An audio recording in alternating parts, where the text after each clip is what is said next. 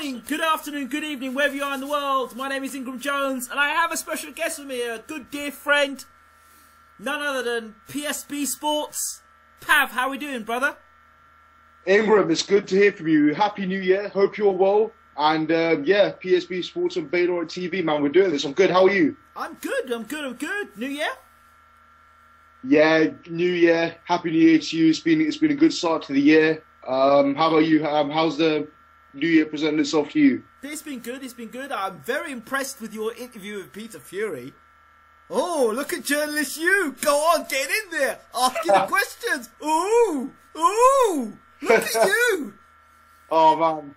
Cheers, Ingram. Good stuff. Yeah, I mean, it was an honour. It was an honour to manage to interview Peter. You know, ask him loads of stuff, talk to him about, you know, Tyson's success, his rematch, Fury Wilder, the IBF title, the Mirror article on him. You know, I spoke to him about practically everything. So speaking to him was absolutely fantastic. I enjoyed every second of it. So everyone check that out on my channel, my Peter Fury interview. Absolutely, and it's nice to hear an interview where you've just it's back and forth. It's, you know, you've there was no stuttering from you. You were just talking like it was just like sitting in the pub over here and two people having a conversation. And for me, that's the way I like to listen to interview. I like to listen to interview and think, you know what? If I was there, I'd probably ask those questions too. And if I were there and I'd be sipping, I'd be listening, oh, that's nice, interesting. Yeah. And you kind of think to yourself, that's good. Oh, I like that. Oh, Peter said that. Okay. Oh, Pav asked that question. Yeah. So I was there and I was enjoying it. It was a really good interview. So for myself, 10 out of 10 for the interview, my friend. Really good. Really impressed. So you've come on a bundle since those early days.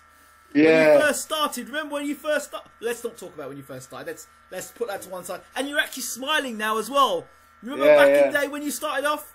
You weren't smiling at all. Now you're smiling. Look at the face. Yeah. I remember a certain individual saying to me, oh, that Pav, I don't know what you're working with that Pav for. I said, you know what? That boy has got talent. I can see the talent in him. Look at you now. Look at you now. Go on, Pav. No, I appreciate that. Go on, bruv. No, I appreciate that, man. Good stuff. I remember the early days where I was just like straight face, no smiling at all. But no, I mean, you know, Klitschko. Yeah, exactly. Just Klitschko, just controlling myself, like, oh, what's going on? But no, I mean, thankfully, you know, I've had great people like you to look at, to learn from, your advice as well.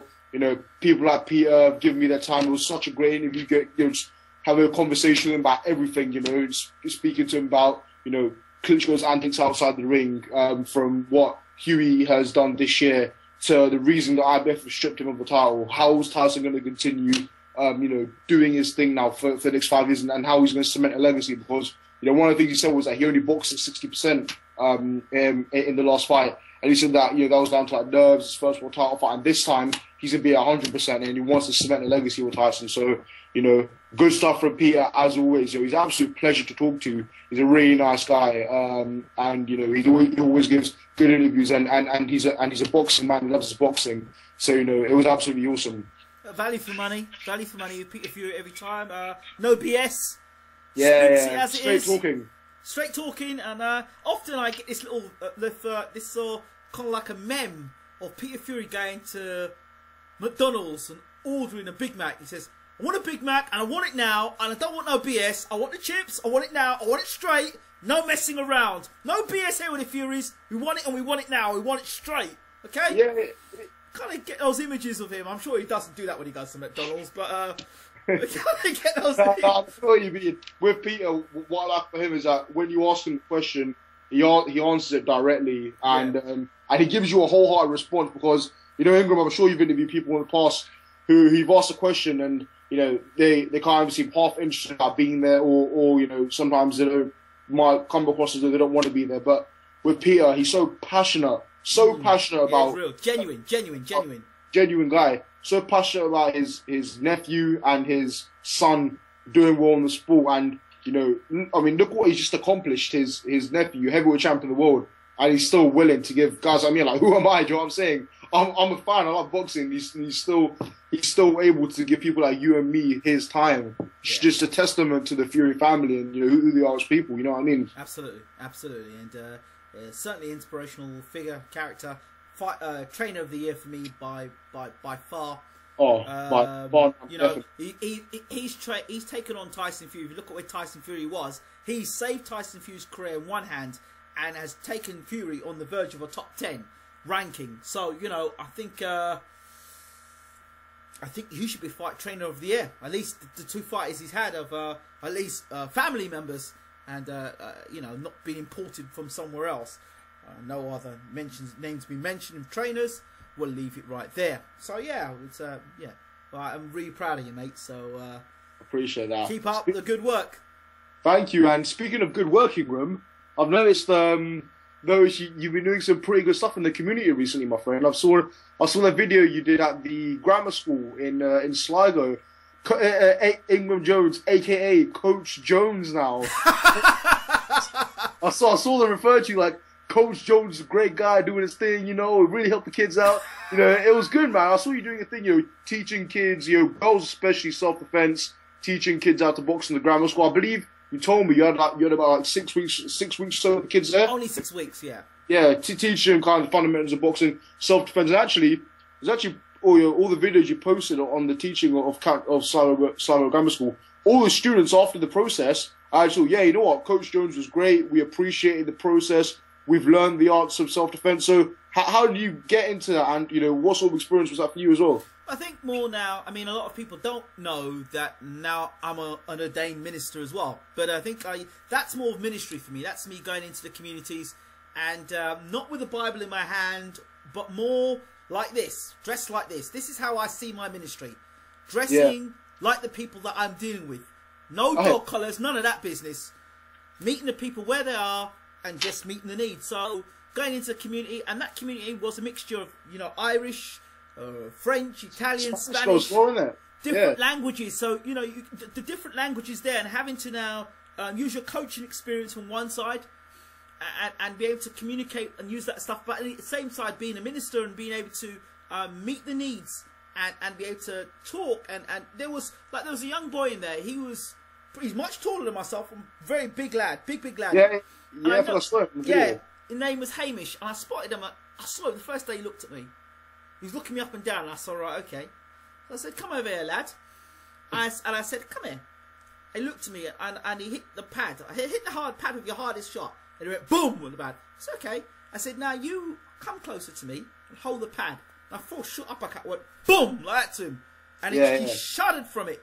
I'm just to shudder from that. I had my pad on, no pad on, and I threw the uppercut at the pad. Boom, short shot out. 6 inches. Just by doing that, he looked back and he looked at me. He went, oh my gosh. I said, don't underestimate anybody, regardless of their size or their build. Don't underestimate anyone. From that point onwards, he mentored most of the young people in that class, right? And his demeanour just changed. Because I'd known what I was looking at. That was a street thing. That was a like, who are you? And he could have been the most disruptive person in the class. Yeah, he wasn't. He ended up being the mentor in the class. Wow. So just coming to class and going, he don't do that stuff. He's not that cooperative. You know, he's talking about different, you know, the girls who wouldn't normally be participating in class in that way, or in PE, they're running away from PE. They're running to the class as opposed to running away from it. So I think when you're doing things like that, you're engaging, you're giving people self-defense, you're allowing them to build their confidence. Great. That's what it was about for 6 weeks, you know, and it's difficult though, because I'd love to be able to do my ABA level 1 and do that stuff. I'd love to do that, but sure, time's not the only thing. It's the case of politics as well. So, you know, you have to be in a boxing gym all the time. I understand that, but I haven't got the time to be in a boxing gym 24 hours a day, 7 days a week. I haven't. When I was training as an amateur and training as a pro, I had that time. I don't have that time no more.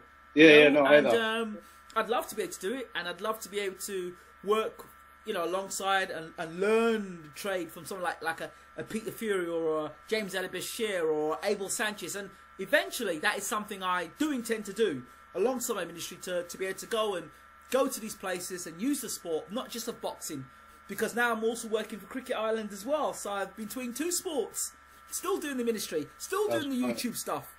So it's a lot, but I enjoy it because the bottom line is people, and I love people.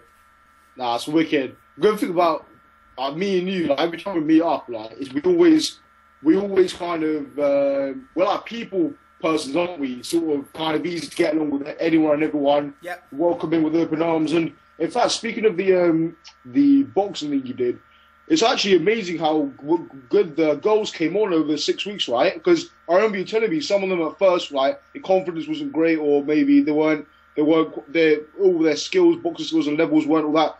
But then I think even the guy who was narrating at the start of the video when he was doing the overview, yeah, he had said that, you know, Coach Jones helped them, like, not so physically but mentally as well, because, you know, sometimes he found that, you know, they were either performing better in class or they were a bit more confident in themselves. And one thing I noticed in particular actually is that the goals appreciated it big time. You helping them with the boxing stuff, notably with the self-defense. And, you know, some of the girls could boxing them, weren't they? They were going for those combinations, man. Go do the 4, 5s, and 6s. One of them on the pads did 10. It was good. Like, on the pads, they're actually pretty good work there, but it shows the progression they had over the 6 weeks. It was quite a lot of character building at the same time, wasn't it, for them? Yeah, you'll see there's one point in the video as well where I actually was saying, okay, you know what, you guys can clap. You guys can clap. You can clap. You can encourage them. Exactly, yeah. You can clap. And then they started clapping.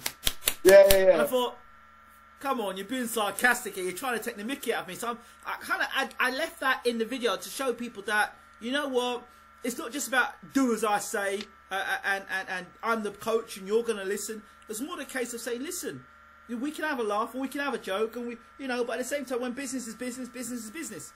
And so they understood that, and I think it's good. I think it was the basics. It was 6 weeks. I would love to have worked a lot more. You know, some people looked at the video and said, oh, well, you know, you should have thrown more angles, and you should have done this, and you should have done that. I mean, hold on a second. This is 6 weeks, not 6 months. 6 weeks. You know, and they're meant to look like pro fighters. I mean, what? So just the basics. You know, get them hitting the pads. You know, get them throwing a jab, bring the jab back all the time, making the right hand straight. You know, just trying to make them enjoy what they're doing at the same time, just trying to get them throwing the basic punches correctly. So you want to do that, but you don't want to get so technical that they are losing the joy of doing what they're doing. So a bit of both, and as you saw, there were some girls there that I thought were very good, and some guys. Yeah, I was impressed. Well. In fact, there was one guy in a black t-shirt. I think Hamish was the guy you're on about. Yeah. Like I think on the pads at the start, it was a bit slow, but as he got into it, he was pretty good, wasn't he? And even the Spanish girl, the pads, she was fast. She was good. I was impressed by her. In fact, I was impressed by a lot of them. But speaking of Cricket Island as well, I've seen your stuff on. Seen some of the stuff you've been posting on Twitter and of yourself and on the first day of the job. How are you finding something Cricket Island? Because Ireland's actually got quite a lot of good pro cricket players. So how are you incorporating the teaching boxing and teaching cricket stuff as well? I always did, because as a batsman, I think your footwork's very important. I think the mentality you need as you go into battle when you cross the line from being somebody who is a civilian, and then when you cross that line, you're a warrior. You're going to war. So I take that mentality across. Once you cross the field, you shut off from everything else. You know, your girlfriend, your wife, your food, your drink, your mates up the pub. You're gonna do business. When you're bowling as a fast bowler, you've got 2 objectives. Objective number 1 for me, when I used to coach, is knock the batsman over. Objective number 2 is knock the stumps over. See, because at the end of the day, people say, "Oh, well, that's a bit harsh." I said, let's put it this way. Once you can put the fear into the batsman, you've won half the match, the battle. But if a batsman has no fear of you, your ball's going to be going to all parts. Yeah, he's going to be stroking it around the pitch, isn't he? Exactly. So, that's aggressive bowling, and same with aggressive in the field. When that ball is there, if it's in your pathway, make sure you're getting a hand to it. Make sure you're getting both hands in it. When you're batting, let the bowler know you mean business. So when you hit the ball for 4, look at him. Look at him after you hit that ball, and look at him and say, "Yeah, I did it once, and I'll do it again." That sort of, look at the bowler and say, "I hold no fear. You hold no fear over me." And you see this bat? That ball's going to all parts. You better be worried. When I come into bat, this is it. I'm going to take your team apart. I'm going to make your fielders run all day long. That sort of aggressive, exciting mentality, which allowed me to win many trophies as a coach, nationally and internationally, coaching in the Caribbean, coaching across in Australia, become a national community champion. being on television for the work I'd done, and overcoming a 7-year illness of chronic fatigue syndrome. So all those things all came together to really making a fairly successful coaching career. I think actually, in fact, like a lot of coaches these days. Like I was even looking at an NFL coach in the Seahawks, and he does even though his team is just football, he does so many other coaching methods outside of it, which enable him to become a successful football coach. Yes. For example, he has his players doing meditation. He has his players doing in fact boxing drills to improve their footwork on the field, because the defense on the pitch is usually running backwards. Yes. So he needs effective footwork, doing boxing drills and meditation stuff, spiritual stuff. So loads of different like methods of training. Like for example, how you've incorporated the boxing, aka like the footwork and the fear factor as well, into the cricket. It's interesting the crossover appeal boxing has itself with so many different sports that enables one to be so effective in their particular genre. Yeah, people laugh at me and say, "Oh mate, how does boxing fit into cricket?" The amount of boxers you're still doing pad work, it's unbelievable. Well, we'll say, how does football fit into cricket? Simple. I see a lot of guys kicking the football around in the field to warm up. Right, yeah, most exactly. The injuries cricketers get have got nothing to do with cricket. They've been playing football, they've been playing some other sport, nothing to do with cricket. So, you know, guy gets a black eye. How'd you get a black eye, mate? Oh, well, he missed the pad and he hit me in my eye. Yeah. What's that got to do with cricket? It didn't. I was doing boxing exercises. So, you know, I think every sport, there's crossover points you can use. Hand coordination, speed, footwork, boxing as well. I go back to it. There was an old cricketer used to play for England, South African. His name was Robin Smith. And when he used to come into bat, you know, he would be moving around like a boxer, bouncing up and down and get himself into shape, you know, ready to face like the West Indies who were bowling really quick at him. And he'd be ducking out of bounces, way out of bounces, and attacking the bowling, you know, and that was what he did best. And that was when Smith was on his edge, because he liked the confrontation. Some people in life love confrontation. They love a confrontation. And other people shy away from confrontation. So it's just knowing. Just knowing. So yeah, it helps a hell of a lot. I love the sport of boxing, and I would love to give it a real run at some point, a real proper run. I mean, I've coached it with the Frank Bruno Boxing Academy, and I got so much thanks to those people of the academy putting that together. Ben Dowett was one of the guys I worked with. Julius Francis, Wayne Llewellyn, 3 guys there. You know, Wayne Llewellyn had fought in America as a heavyweight. Julius Francis, British champion. You know, and then experiences with Barry Jones as well when I was training in the same gym as him, and us having the same trainer. All those experiences come together and they help the days of, you know, running up in the mountains and it being very painful and hurting. Training 5 days, 6 days a week, running down the seafront and seeing Chris Eubank, Senior, taking a nice jog, and knowing to myself that's why you can never do 3 minutes of every round, because you're busy signing autographs instead of doing your runs and posing. You know, so all of those things kind of culminate. You put them all together, and you kind of get some great experiences in there. It's not been easy, and it's, you know, no handouts. Every opportunity I've had to actually fight for and create myself. So yeah, it helps a lot. And thank you so much for acknowledging those things. No, that's absolutely fine. I mean, it's always going.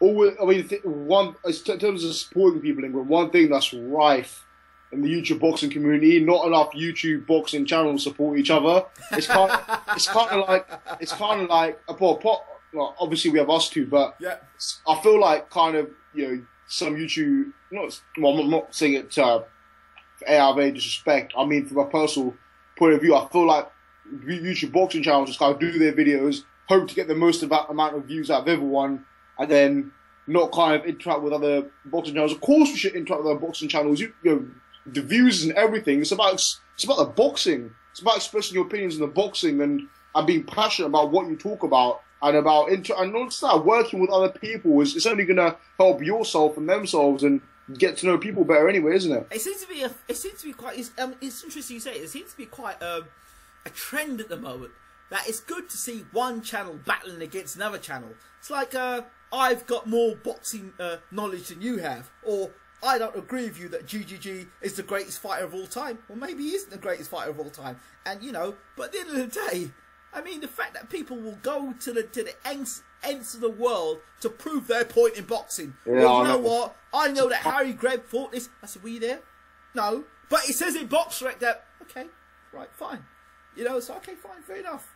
So, you know, I just, for me, my intentions will never change. You know, do the interviews, ensure that boxing fans get to hear the latest news, ensure that boxing fans get to hear the uncut, unedited version of events, to hear what that fighter, that promoter, that manager, that organisation, what they've got to say. Of course. And make sure that you hear and you understand. Ask the questions the fans want the answers to. That's what it's about. And as soon as Charles Martin can decide to answer his phone, you'll get the exclusive with him too. Yeah, I've actually, I'm waiting on Dillian White actually to get back to me. So, yeah, I know that feeling. Dylan, if you're listening, message you back on Twitter, mate, so we get... I know the feeling. Oh, man. Chase them off and chase up with these interviews, isn't it? But once you get them, you've got to make the most of them, haven't you? Absolutely. So I'm back here with Ingram Jones for part 2 with my channel, PSP Sports. So, Ingram, last video we did just now, spoke about obviously mine and yours YouTube collaboration. Spoke about some of the work we've been doing in the community, or some of the interviews we've been doing with me, it's just Peter Fury, yourself, and the work you've been doing at the grammar schools and with Cricket Island. But now we're going to talk more about current boxing events, current scene in boxing. So Ingram, one very, very, very interesting proposal you made a couple of weeks ago. In fact, it was. Caused a lot of upset, a big stir in the YouTube boxing community, on Twitter, everywhere. I saw the whole thing. Right, so basically, guys, for those of you who don't know, Ingram Jones proposed that Tyson Fury should give up all the heavyweight titles except the Ring Magazine heavyweight title, and defend the Ring Magazine heavyweight title throughout his career for as long as he holds it, and that being the #1 title that the heavyweight champion holds, and getting rid of the other shameful governing bodies who decide to strip him and do things like these great heavyweight title tournaments. So, Ingram, tell the fans, let them know, because it's got a great amount of upset, put their heads to rest so they can go to bed at night. Let them know why you decided to say this and why you decided to say Tyson Fury, get rid of the belts and keep the Ring Magazine. Let the fans know. Go on. See, nobody ever listens to me, and they're always quick to say, "You don't know what you're talking about, mate. You don't know what you're talking about. You're talking crap." Well, okay, look, it's as simple as this. It's as simple as I'll break it down. I'll break it down. I did a message to Tyson Fury and Team Fury, and I said to him, "Look, you want to talk about Muhammad Ali? You want to talk about I'm the Muhammad Ali of 2015. But if you want to be the Muhammad Ali of 2015." Don't just do it in saying it. Do it in action. And one of the things you can do by doing action is to throw the other belts away. Get rid of them. Ali threw his medal away, his Olympic medal away in the river. I don't know how many Olympic champions today that we have would have thrown their medal in the river. The fact that Ali decided not to go to Vietnam. Well, Tyson doesn't have to worry about not fighting Vietnam. But he can give up his WBA. He can give up the IBF, which has been taken off him anyway. He can give up the WBO, you know, and he can keep the Ring Magazine. Keep the Ring Magazine. Because everyone knows you are the man. So you're the man. The Ring Magazine. And funnily enough, I said this about the Ring Magazine belt. Right. And guess whose face is on the cover of the Ring Magazine? Tyson Fury. Right. And exactly. Guess who was rated Ring Magazine Fighter of the Year? Was it Gennady Golovkin? No. Nope. Who was it, tell me? Tyson Fury. Oh, so what better way to start 2016 off after the WBA decided to say, we're going to have a tournament to clean up the WBA? Well, why don't you do that tournament across all the divisions? All weight divisions, exactly. Do it against all the weight divisions. Why not just the heavyweight division? I'll tell you why. Because you're blood-sucking mercenaries. And I'll tell you why. Here's my point. Just watch this out a second. Tyson Fury versus Vladimir Klitschko. Sell-out crowd. Rematch. Loads of money. Right. So Tyson gets past Klitschko. Tyson then has to fight Ortiz. Yeah. Is a Tyson going to fight Ortiz in his next fight? I think unlikely. But if he did go on and fight Ortiz for the WBA title, that's another big money fight. So you've got 2 real big money fights guaranteed by the WBA there. Then Tyson moves on to, should he beat Ortiz, he moves on to fight either Frezequendo, Lucas Brown, or Shagayev. Yeah. Well, I'm sure Tyson can beat all 3 of them on the same night, to be quite honest. Yeah. So it's very weak on that end of things. What fascinates me is that how Luis Ortiz, who should be the interim champion, should be next in line to face Shagayev or Lucas Brown. How Frezequendo gets in there in the mix, even though Luis Ortiz is the interim WBA regular champion, or interim champion, I don't get it. So he should be fighting Shagayev next after Brown. That's not happening because Frezequendo's there. Exactly. And who's Frezequendo fought? I heard he fought in some tournament last year on Friday Night Fights, and Frezequendo, really, honestly, really, honestly.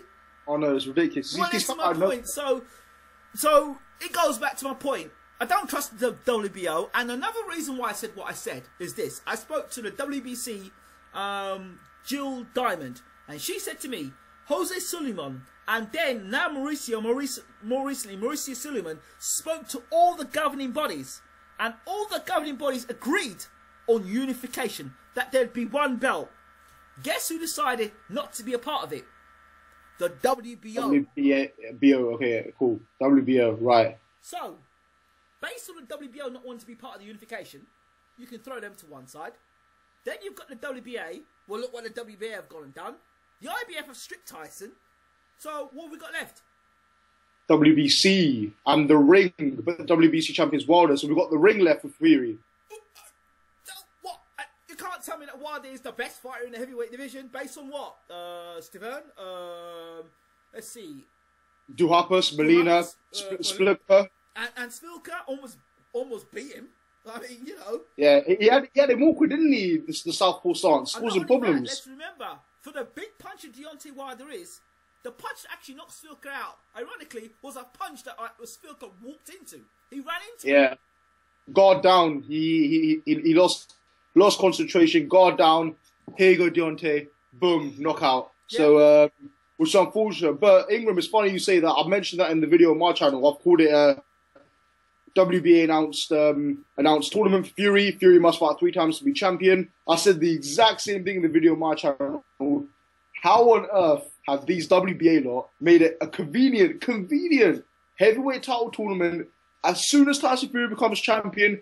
But yet, what do? You don't do it for every other weight class you have champions for. Not to mention light heavyweight division, Jürgen Bremer, Sergei Kovalev, or then you've got Gennady Golovkin, Daniel Jacobs, or then you've got, you know, all these other champions. Oh, you've got Fedor Chudinov, Giovanni De Caris, and people like that. You've got all these interim champions, regular champions, flying around, lying about. Chris Schumacher Jr., WBA interim middleweight champion. I mean, it's just a joke. As soon as Tyson becomes champion, that's it. The IBF strip him. WBA announced this random flipping heavyweight title tournament. It's just a joke. Let me throw something else into the mix. And I forgot what I was going to say because I had a cracking point to make. Yeah. Is Tyson Fury versus Vladimir Klitschko one of the biggest upsets, if not the biggest upset in heavyweight boxing? People would say to me, Tyson versus Douglas is probably the biggest upset in heavyweight boxing. I would disagree now, and I tell you, here's my disagreement. Yes, Douglas beat Tyson, and it was a shock, and a big shock. Holyfield getting beat by Tyson, it was a shock. Been a big shock.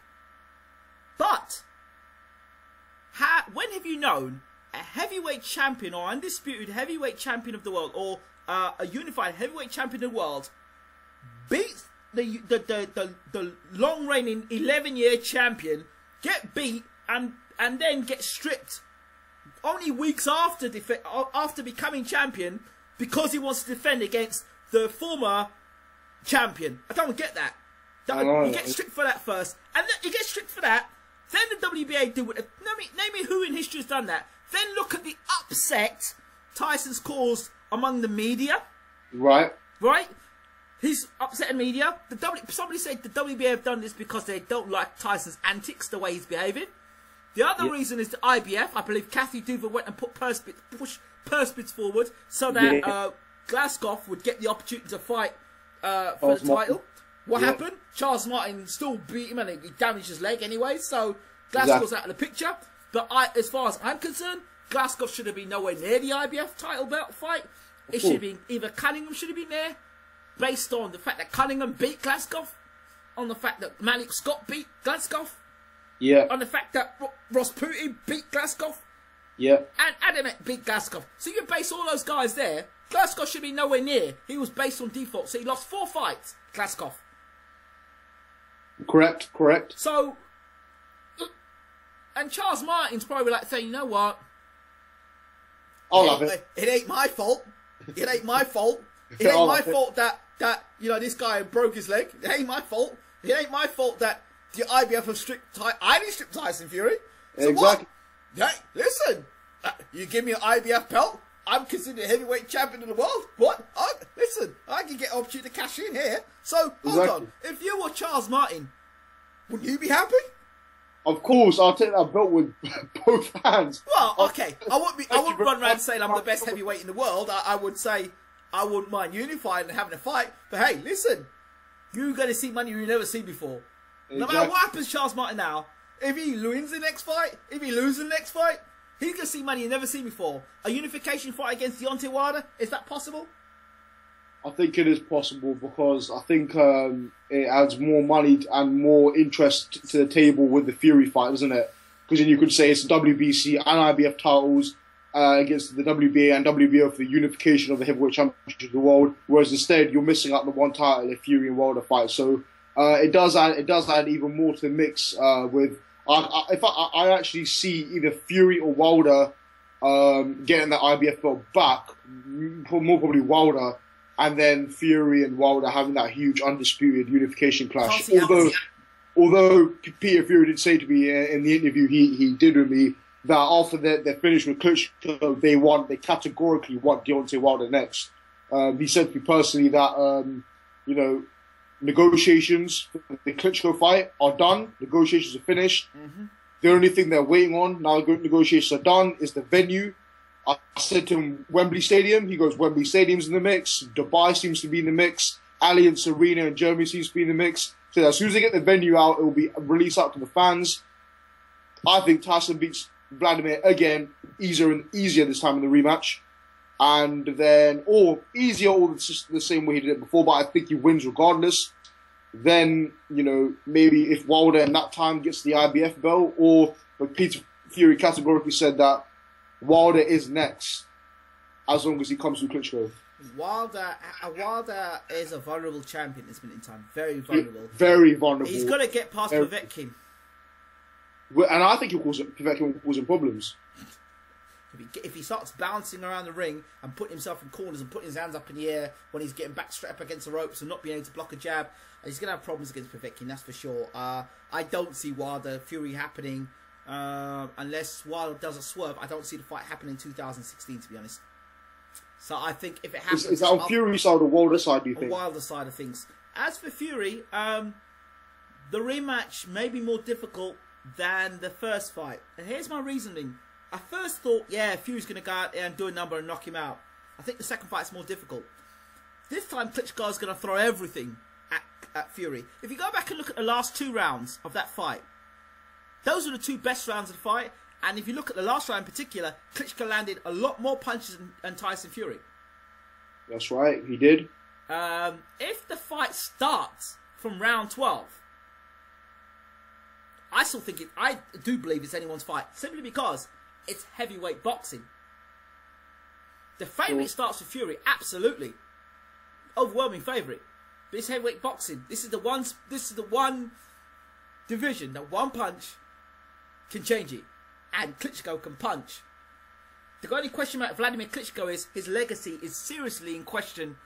Big time. The glove gate, the canvas gate, all those other things. There are questions about everything about his career. And we wonder now, even you know, the PED thing, we do wonder now about all these things about Klitschko. Yeah. Is he as clean as we thought he was? And did the whole Fury camp expose more of the Klitschko? It was a bad time for Klitschko, you know. And whether he can come back at 40 years old, you know, he'd be a great champion if he did do it. And you can't knock Klitschko because he's got a puncher's chance. But the question with Klitschko is, mentally, can he come back from that defeat? Can he come back? Can he take them Fury goading him in a rematch and really verbally abusing him, and then be able to do that long walk, get back in the ring? I tell you something, if the fight's in Germany, Klitschko's got a great chance if he can stay on his feet. Yeah, but I think, personally, you know, with what these governing bodies have done with Tyson so far, aka the strip, I think it'll be a risk going to Germany. I think you should try. It'll be a big risk going to Germany. I think you should try and keep it at home in the UK because these judges are going to try and give it to Klitschko as much as they can. Yeah, absolutely.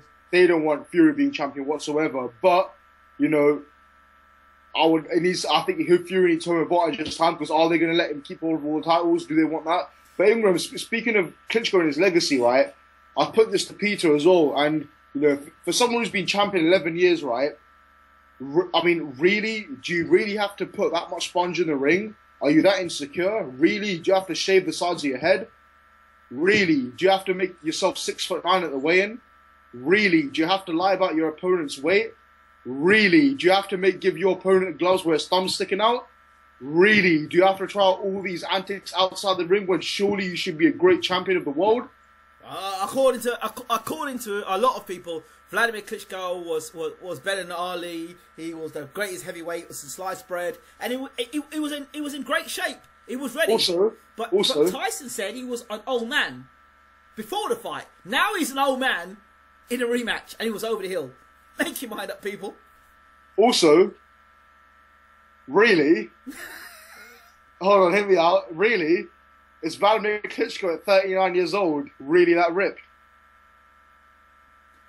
Well, there are some question marks, that's for sure.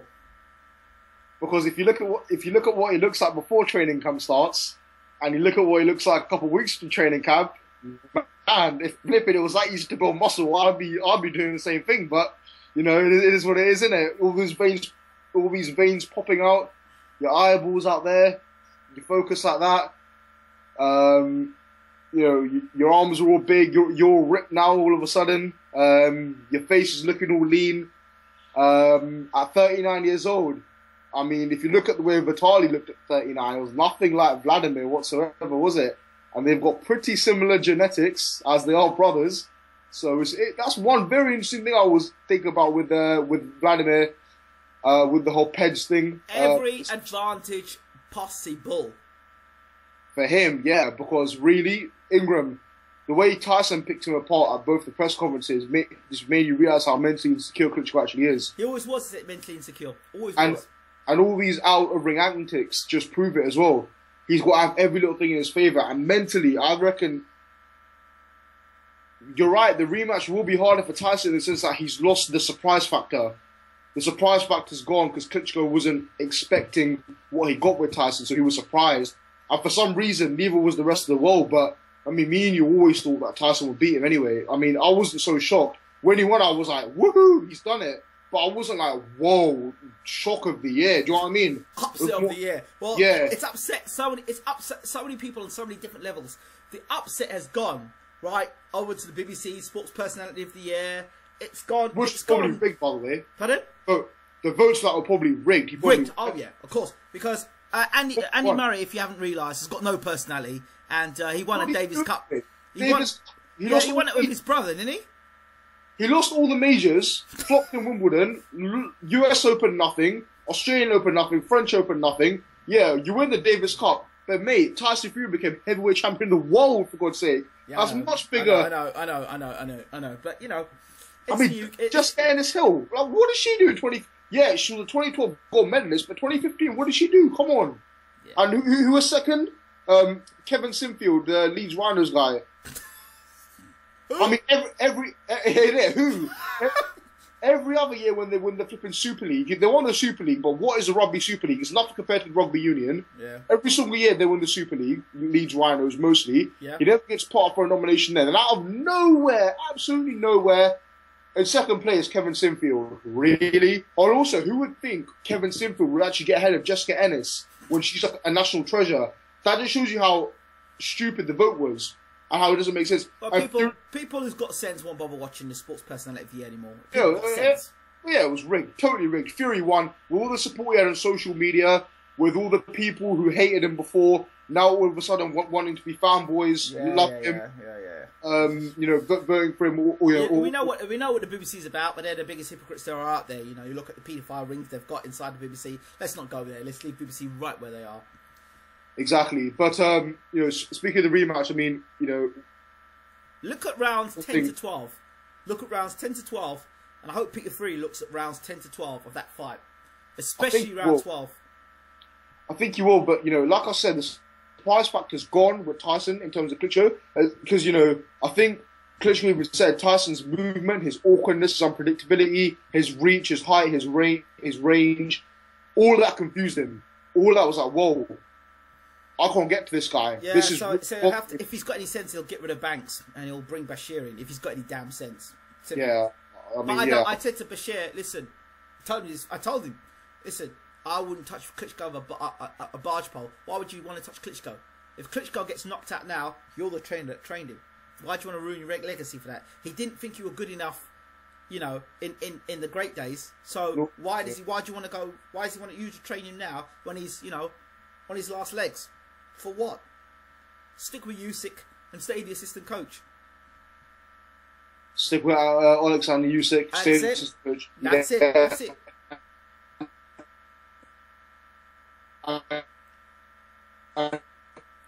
And just keep with Banks because it'll be on.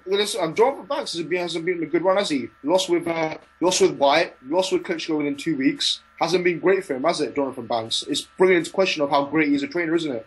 Or how good of a trainer he is. What's your opinion on that? What does Banks know that Bashir doesn't? Bashir, if anything, knows more because he's more experienced. Bashir brought Banks into the camp. He brought, when Emmanuel Stewart didn't rate Banks, Bashir brought him into his own bedroom because Stewart was not prepared to pay for Jonathan Banks. So Bashir brought Banks into training to help Klitschko spar. Right? And ever since that point, that's how Banks has been in camp. That's the true story about Jonathan Banks and Bashir. Right? So, I heard that. And it was Bashir that was training Banks. When he was 15 years old, Bashir was training Banks. So how the hell can a 50-year-old know more than Uncle Bashir? He can't. And now Klitschko would turn around and go to Bashir and say, oh, yeah, be the head coach now. Because, you know what? I've eroded my skills. I've been with a trainer that's basically been a cheerleader. And now I need a real coaching. It's too late. It's too late. Yeah, I mean, not like, even if he did train to Bashir now, Bashir's probably not implementing his full techniques from Klitschko anyway, because Banks is doing that. So even if he does move to him now, Bashir can't change a robot in 2 months, 3 months, can he? No. For someone who's so set in his ways into doing things, and bearing in mind he's mentally insecure, he probably doesn't want things changed around, does he? No. So I think Klitschko. If I were Klitschko, I'd avoid Tyson Fury rematch and go straight for Wilder. That's what I would have done. Gone for Wilder, fought Wilder, knocked out Wilder, and then gone and fought Fury in a rematch. Yeah, in fact, when he announced the rematch so quickly, Ingram, I think he done that on emotion. I don't think he thought about it. I think he done that on emotion because for a champion like him, right, to get beaten the way he did in such a comfortable fashion by Tyson. Yeah. And then you see all his tweets, I can't believe I lost my belt. Then 2 days later, I would officially like to announce my rematch against Tyson Fury. I mean, it was like, he hadn't quite thought about it. It hadn't sunk in. The emotions, it hadn't sunk in. And now he's walking around, he's not the champion. He has to walk around knowing there's another man out there who's got his belt. That's how he would put it. And that's for 11 years, being used to being champion, walking into your hometown, you ain't champ no more. Walking around, all those people you thought were your best mates, your buddies, they're no longer your best mates. They're not your buddies. They're They gone. don't care because they've gone to join Tyson Fury. And on the point of Fury versus Wilder and the whole, I did it on my show earlier. Tyson Fury and Wilder are probably good buddies. They're good friends. And that was just pure hype. Of course it was hype. Hype. That's it. Of course. And it's the business of boxing, entertainment. That's all. Of course. I mean, come on. I mean, I think we've seen them in numerous photos smiling together. We've seen them in numerous meetups in Hennessy Sports. It was as much as WWE entertaining that was, because it was pure entertaining. I mean, obviously, you know, because me and you are so into boxing, we kind of know when things are a bit staged. We know when things are done for the hype of the fight. Listen, fair play to both of them. They're both young guys. They both want to make as much money as they can. And even Wilder's even said he doesn't want to be a boxer for too long. He says he's even said he wants to go to Hollywood after he's finished. Fury, on the other hand, I think he wants to build the Wilder fight because, you know, he wants to have somewhere to go after Klitschko. He needs that next big fight. Where do I go after to defeat Klitschko? So that hype was totally understood, but it was pretty entertaining, wasn't it? That live on Showtime. It was. It'd be interesting to see. The fight I would love to see is Hughie Fury versus Tyson Fury. Because I actually think Hughie Fury is going to be better than Tyson Fury. Because Peter Fury is actually training him and has been training from day one. So I think, and he's had all the sparring and all the training, I think Hughie Fury goes on to be a better fighter and a better champion than Tyson Fury. That's what I'm putting out there now. Bold statement. Bold statement. I mean, I don't know if I go as far as saying that just yet, personally, because you've got to put your ship out there early. And I've got to say that I think about it. If you look at where Tyson was and look where Hughie is, and look who Hughie's fighting, and look what Tyson's fighting, I think Hughie, world junior amateur champion, won gold, and you know, pro, has been using all the sparring partners Tyson's had, and you've got to say he's more diligent at training than Tyson's been. You know, you don't see Hughie Fury looking overweight. This guy's in the gym all the time, meticulously sparring with Dave Allen, sparring with all the other top heavyweights in the world. Right? And he's under the guidance of Peter Fury. And Peter Fury had to turn Tyson around. Hughie Fury hasn't had to be turned around. He's been trained from day one. No, right. I hear that. But the thing is, though, and look at Tyson, he's been tested in such a way that... Yeah, but he's been tested. But look at how he's been tested because, you know, that's Peter Fury having to turn him round. You know, some of the mentalities. You remember Tyson when he used to fight, he used to want to have a brawl with everybody. Forget his boxing ability and wants to brawl with everybody. And Peter Fury said, you know, you can't do that. This ain't smash and grab. This is a proper, you need to be a professional. And Tyson Fury wasn't, and the Cunningham fight was another example of Fury switching off and doing his own thing. And that Cunningham thing was the best thing ever happened. I think for Hughie Fury, you've got a guy that has got speed, he's got power, he's got movement. I think he moves better than Tyson personally, but he has to be tested indeed. So when he gets tested, we'll see. But he is fighting better opponents at his stage of his career than what Tyson does, right. with George Arias, Rudenko, those kind of guys who are experienced fighters. You know, he is fighting the better guys. You're right. The only thing with Hughie is that I wish his opponent stopped putting out because that's only hindering his progress. But you're right in the sense that Peter has had him from day one, and he's his dad, right? So he's instilled those techniques and methods in him from the start, whereas Tyson's had to be tweaked just slightly to from a brawler to a boxer and a complete fighter, which has made him heavyweight champion of the world. But I see where you're going. With it. I get what you're saying when you say Hughie Fury will be a better champion than Tyson Fury, but Tyson just started, so we have no idea. And we have no idea how Hughie Fury reacts to a big test kit, do we? So those are some of the factors that we have to consider when we're looking at Hughie going forward. But with Deontay, let's talk a bit about his vulnerabilities, Ingram, because we saw a lot of them on Saturday. We saw, in fact, some people had Spilka up heading into the knockout. Did I not do my preview video? I said that Spilker will not get sparked in the first couple of rounds. I said that Deontay Wilder's punch power is overrated. I said Spilker and Ronnie Shields will be the key in this fight. Because Ronnie Shields is an excellent trainer and he will bring an excellent game plan to Deontay Wilder. He gave movement, he gave speed, he put punches together. He was in and out. He was giving Deontay Wilder angles. Awkward southpaw stance. Yeah, he made Deontay Wilder look very amateurish. And he was there. Also, Ingram, you know what, right? One thing I identify with Wilder. Have you noticed when he throws a flurry of punches, or when he tries to go for the knockout, or when he's throwing very fast punches, have you noticed his footwork is all over the place? Absolutely. His footwork is his sort of boxing style. It's a brawler stance. When he's throwing a flurry of punches, half the time, if you look at his feet, they're actually off the ground. Wilder relies heavily on that big right hand, but let's be honest. That right hand is getting more and more. Every fight is looking more and more overrated. Look how many right hands he caught Spilker with. But don't forget also that hand apparently is still partially broken, and apparently that hand hasn't fully healed because he broke it in the Stavern fight. It wasn't healed in the Molina fight against Duhaupas. It was still dodgy, and apparently the metal rods in his hand are still bent. They're not actually fully recovered. So apparently the power in his right hand is becoming less and less. But that in turn should make him a better boxer.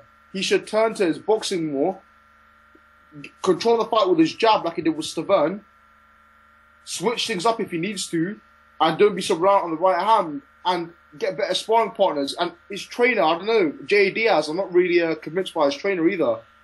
He needs help. He needs help. He needs help, man. He'll get help after he's been knocked out. Yeah, I think Lennox Lewis will be like, oh, don't mind if I come down to a training camp like I did with David Price. Just phone him up, go there for one training camp, then he got knocked out and he left, didn't he? He didn't see him after that with David Price. After he got KO'd flipping by Thompson the second time, you saw a picture of a box nation in sunglasses, give him the good old clap, well on David, all the best. Left, you never saw him again. And what about the Manuel Shah situation? He went and trained Manuel Shah and Manuel Shah got chinned, didn't he? Povetkin finished that guy, unfortunately. But speaking of Manuel Shah, I hope he's alright. He got shot. What's wrong with him? Yeah, that's true. That's true. I hope he's alright. I hope he's okay as well. I think he's okay now. I think he can come back, right? I hope so. He's not a bad fighter, to be fair. He was very unlucky against Klitschko. The sort of guy that Joshua would fight now. Yeah, he's at that stage, isn't it? Let's take charge. He's a bit vulnerable. You know, hype the fight up, make it look good. Hasn't been in the ring for God knows how long. Knock him out. Joshua's defeated Manuel Shah. He only never lost to Povetkin and Eddie Hearn, pay-per-view. Hype job time. Eddie Hearn, smashing double job by Anthony Joshua, you know. Only lost to the very best. Only lost to Klitschko and Povetkin. You know, a champion and the challenger for the champion. You already know, innit? You already know the lines. That's on Sky Sports News. It's true, though, innit? You already know the lines. You know what's going to be said. So, you know, fingers crossed. Tyson beats Klitschko. I think the Wilder fight for Tyson is in the Klitschko fight. What do you think? I think so. Wilder, in terms of improvement, needs to improve his footwork, man. Big time. He needs to improve his defense. He needs to know how to block a jab. He needs to know how to fight off the ropes. He's got to stop bouncing off the ropes like this, going back against ropes like that. Yeah, put his hands up and all that. Yeah, and bounce. Do you see in the fight? He was bouncing off the ropes. Oh no, what's that about? It's bad habits. And you see those bad habits, someone like Povetkin will keep his mouth shut and just watch that and say, you're going to do it against me. And I'll let you do it against me. Once, twice, third time I'll knock you out. Exactly. But, you know, Wilder needs to improve the footwork, the ability to adapt to different stances, controlling the fight with his jab, keeping things at range. Don't be so reliant on your right hand because we know it's hurt. We know it's 100%. And the thing is, as he's moving up in class, it's been less and less effective. Yeah, it has. So, which also, I mean, he didn't knock out Stavern, did he? So that shows firstly, Duhaupas took him 11, Molina took him 9, and Molina got chinned in around by Areola. And Areola asked Stavern. Stavern said Areola hits harder than Wilder. Yeah, no, I heard that actually. I heard that. Well, you look at the evidence. Yeah, exactly. Ingram, let's change the weight division now. I want to talk about. I did a video on George Groves the other day, England. Everything happens for a reason. Yeah, hashtag everything happens for a reason. Right, so basically, I did a video on George Groves, right, and I called it, I don't know if you saw it, I called the video George Groves, what needs to be done to turn his career around. I got a lot of stick for it on Twitter. Everyone tweeting me, oh, what, people comment on the video, oh, Pav, why are you titling the video George Groves, what needs to be done to turn his career around? He's fought at Wembley, fought in 3 World title fights. I say, yo, hold up a second, right, listen to what I'm about to say. He's fought at Wembley, got knocked out, firstly. Secondly, Carl Froch knocked him out twice. Thirdly, he's lost 3 world title fights in a row. Fourthly, he's a 6-round fighter. Fifthly, he got beat by James DeGale, but they gave it to George Groves politically. Fifthly, he got beat by James DeGale. Sixthly, he's got a suspect chin. And seventhly, he struggles to make super middleweight. And eighthly, he's got very poor stamina. At 9, I would say he doesn't know how to absorb punishment. And 10, he's an on-top fighter. When he starts being when pressure starts put on him, he cracks. He doesn't know what to do. Yeah, exactly. So he's fighting this Dillerwees guy. A usual matchroom matchroom mismatch. Mishmash room, you mean? Yeah, mishmatch from matchroom. George Groves returns. Buy all tickets. Only £150 VIP. And all that stuff. So. Ever heard the expression leopard never changes his spots? But yeah, also, right, he will never become world champion in my opinion. I don't think he beats any of the current world champions. He lost to Bayloric Jack clearly. Lost to James DeGale in his 14th fight. He beat him, IBF champ. Abraham will destroy him because he's underrated. Abraham will destroy him. And WBA is, what's his name? Ward, isn't it? Andre Ward. Andre Ward's at light heavy now. Who's the WBA super middleweight champ? Isn't it the guy that beat Giovanni De Carlos, him. Yeah, the guy that beat Fagenbutz, that'd be him. Beat Buglioni. Yeah, Chudinov. Yeah. Fyodor Chudinov, yeah. So you got Fyodor Chudinov, I think he smashes him as well. But this thing, he's got to Shane McGuigan. I saw my video, no disrespect whatsoever to Shane McGuigan. He's doing a good job at Frampton. I wish him all the best. But I don't know if I would have gone with him. He's not a renowned trainer as of yet. I would have gone with someone like Virgil Hunter. Because if you look at what Virgil Hunter has done with Amir Khan, he has changed him in the sense that his defense has improved slightly.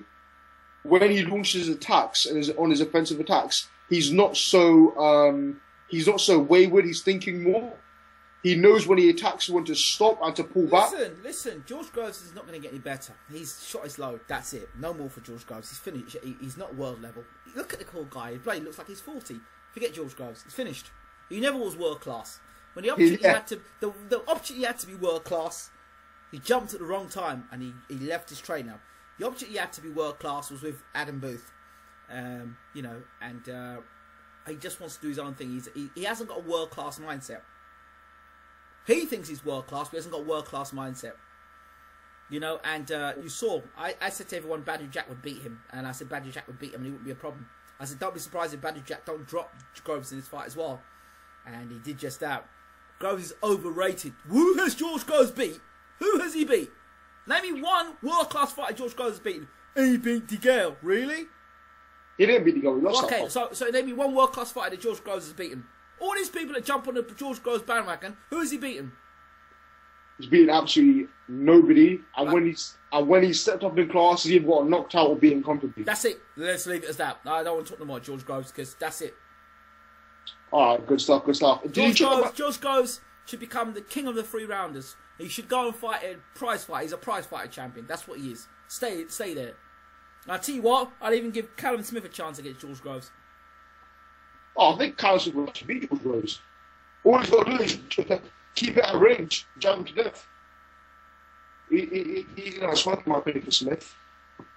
So what other stuff should we talk about things? What other stuff should we say? Anything you can think of. Let's do it. Let's treat the fans. Anything. Okay, I'm going to put something out there new, fresh for you. The Gennady Golovkin Challenge. Okay, please. Gennady Golovkin Challenge goes like this. It's very easy to get on bandwagons. But this is for bandwagon specialists. Those people that jump on a bandwagon, call somebody great, say they're the best thing since sliced bread, Let's start tagging these people who start calling people great before they're great. That they could beat this person, they'll beat that person, they'll beat this person, and then follow them. And the first time Gennady Golovkin gets beat, see where they go next. The bandwagon, they'll jump on the next Oh, bandwagon. all right, well, let's just do it. Let's see.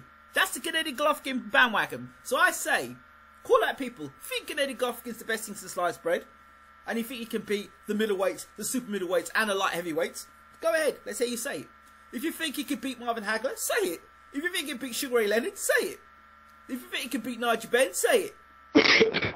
You know, I've never seen a guy get so much praise for fighting mediocre opposition. But also Ingram, he's so beatable. He is so beatable. I mean, look, the main reason why, okay, straight up, right? The main reason why Gennady Golovkin is so bad is because, look, the guy pressures his fighters so badly. First of all, they're in the center of the ring. He goes for the jab. He then puts pressure on them. And what happens? He backs them up. Gets them on the ropes. Hits them with a body shot and knocks them out usually. Or hits them with a shot to head and knocks them out. No one ever fights him in the center of the ring, keeps him in the center of the ring, or uses their boxing ability. And it seems like he's got this fear factor for some reason, where fighters just don't feel like throwing the big bombs at him. How many guys put Gennady Golovkin on the back foot? Not many. Not many. That's what I'm saying. Fight him in the center of the ring, keep him there so he doesn't push you back, bit by bit, hit him with body shots, grind him down slowly, push him back towards the later half of the fight, take him somewhere he hasn't been before. He's got everything too easy at the minute, too easy. And you're right, who he's actually beat? Martin Murray, who, in my opinion, gets way too much credit when he loses world title fights. It's basically George Groves. Because George Groves got all this stick for losing to Barry Jack. Martin Murray loses to Abraham Martinez, all these other fighters away from home, gets all this credit, you know, like some hero, when he's actually lost all these fights himself. Secondly, we have who's beaten. Secondly, then you've got Willie Monroe Jr. Yep. Then you've got Lemur, who. It's just a puncher, that's it. Can't box, just a puncher. Knocked out loads of guys in the full Golovkin. But, Curtis Stevens. You know, I mean, that's what I'm saying. Who's he actually beat? I mean, he's called Billy Joe Saunders. And also, he's taken Billy Joe Saunders so lightly, isn't he? He's like, do you hear what he said? He goes, I tell you what, I'll have Billy Joe in April. And then after I beat him, that leaves Canelo a few more months to get up to 160. That's what he said. I don't believe that's him that's saying it. I think he's a publicist or somebody trying to be funny. I don't think it's Gennady that says that. I don't think Gennady is that type of a guy. I think Saunders offers him a lot of problems because of the way he boxes. So do I. He boxes, and his power seemed pretty good against Lee, didn't it? Knocked him down twice. And I think Saunders will cause him problems with his boxing. I'd like to see. I asked Sanchez about him fighting Lara, and Sanchez said, no. We won't fight Lara because he hasn't fought anybody. His opposition's gone worse since he's fought Canelo. I said, all right, fine.